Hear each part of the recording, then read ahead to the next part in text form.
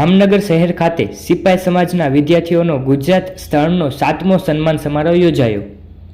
સિપાઈ સમાજ ટ્રસ્ટ દ્વારા દર વર્ષે સિપાઈ સમાજના સમગ્ર ગુજરાતના વિદ્યાર્થીઓ માટેનો સન્માન સમારોહ અલગ અલગ જિલ્લા મથકના શહેરોમાં યોજાય છે।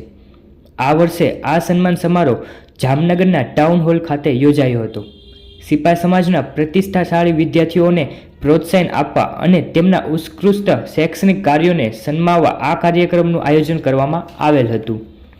આ કાર્યક્રમમાં અલગ અલગ જિલ્લા અને ગ્રામ્ય વિસ્તારોમાંથી મોટી સંખ્યામાં સિપાઈ સમાજના લોકો ઉપસ્થિત રહ્યા હતા।